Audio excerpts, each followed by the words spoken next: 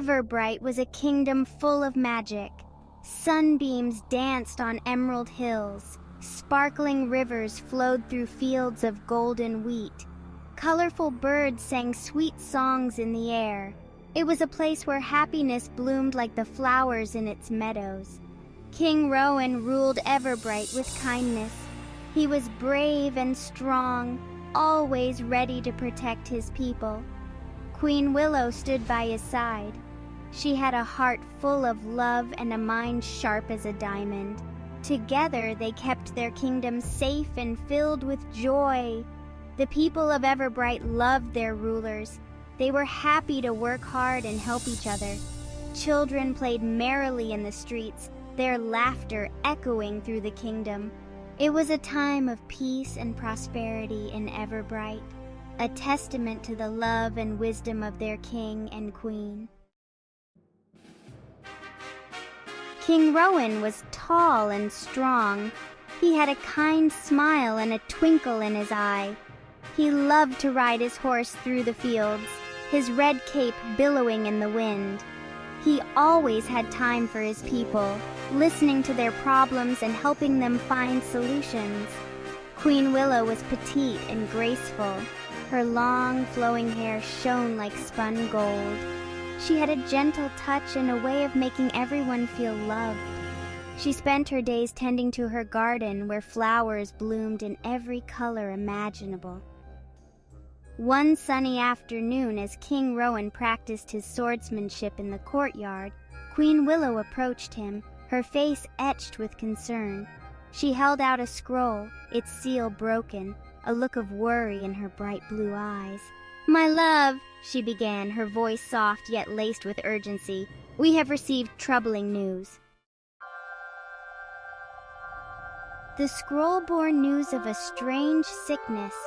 It had spread through the Whispering Woods, afflicting the creatures who lived there. The Whispering Woods was a magical place, filled with talking animals and mystical creatures. It was also where the river that flowed through Everbright originated. King Rowan knew he had to act fast. The river was the lifeblood of their kingdom. If the sickness spread to the river, it could harm his people. He donned his armor, his face determined. He would leave for the Whispering Woods at dawn. Queen Willow, despite her worries, stood strong beside her husband.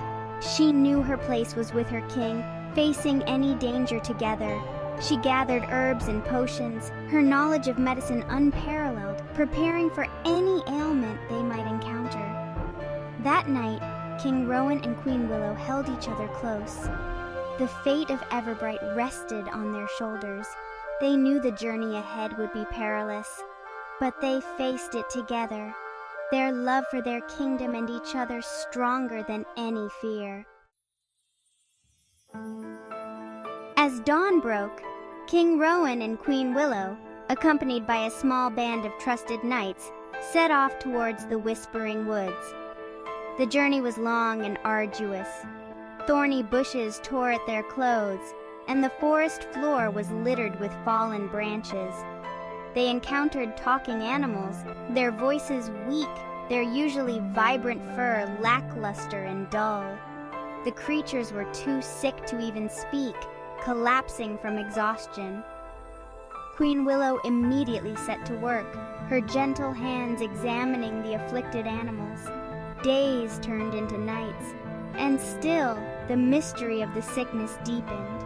Queen Willow, despite her vast knowledge, couldn't identify the cause. Frustration gnawed at King Rowan. He felt helpless seeing his queen struggle, the creatures of his kingdom suffering. Deep in the heart of the Whispering Woods lived the wise owl. Legend had it that the owl possessed ancient knowledge and could provide answers to even the most perplexing problems. So, King Rowan decided to seek the wise owl's help. To find the cure, the wise owl hooted, its voice echoing through the silent woods. "You must solve my riddle. What is always coming but never arrives? What is always near but never here? What has no voice but can still be heard?" King Rowan and Queen Willow pondered over the wise owl's riddle. They knew the answer held the key to saving their kingdom. They spent hours discussing, debating, their minds working tirelessly, their love for Everbright fueling their determination. Days turned into nights as they struggled to solve the riddle.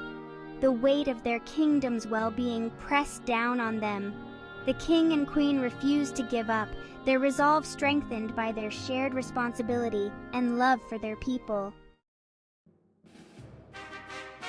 Finally, Queen Willow, her brow furrowed in thought, looked up. "The answer to the riddle is tomorrow," she exclaimed, her voice echoing through the silent woods. The wise owl hooted in agreement, its eyes gleaming with approval. "To save your kingdom," the wise owl instructed, "you must find the hidden spring. It lies to the east, where the sun first kisses the earth, guarded by a creature of immense power. Only those with courage and wisdom can reach it." King Rowan, without hesitation, drew his sword, ready to face any danger. Queen Willow, her hand resting on his arm, a symbol of their partnership, nodded, her eyes shining with a mix of fear and determination. The journey to the east was fraught with peril. They encountered treacherous ravines and were attacked by monstrous spiders.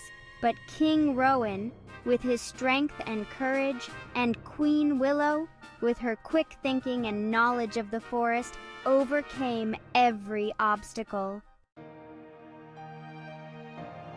After what felt like an eternity, they reached the east, where the first rays of the sun touched the earth. There, nestled amongst towering rocks, lay the hidden spring, its waters shimmering with an otherworldly glow. But guarding the spring was a fearsome dragon, its scales harder than steel, its eyes burning with fiery intensity. The dragon roared, its voice shaking the very ground beneath their feet. It challenged King Rowan to a duel, its voice echoing through the air. King Rowan, drawing strength from his love for his queen and his kingdom, charged into battle. The dragon fought back with ferocity, its claws ripping and tearing, its fiery breath threatening to engulf the king. Queen Willow watched the battle with bated breath, her heart pounding in her chest. She knew she had to help her husband, but how could she, a queen of intellect and grace, aid in a battle against such a beast? As King Rowan and the dragon clashed, Queen Willow noticed a pattern in the dragon's movements. It seemed to be protecting its left wing, flinching every time King Rowan came close. Could this be the key to defeating the beast? She called out to King Rowan, her voice a beacon of hope amidst the chaos. "The dragon's left wing, my love, it's injured. Aim for its left wing." King Rowan, trusting his queen's wisdom, adjusted his strategy, focusing his attacks on the dragon's vulnerable spot. With a final mighty blow, King Rowan struck the dragon's left wing. The dragon roared in pain, its fiery breath dying down to a whimper. Defeated, the dragon retreated into its lair, leaving King Rowan victorious. Exhausted but triumphant, King Rowan made his way to the hidden spring. He carefully collected its magical waters in a vial, its glow illuminating his tired face. The water, cool and refreshing, pulsed with an energy that promised healing and hope. King Rowan and Queen Willow returned to Everbright, their hearts filled with relief and gratitude.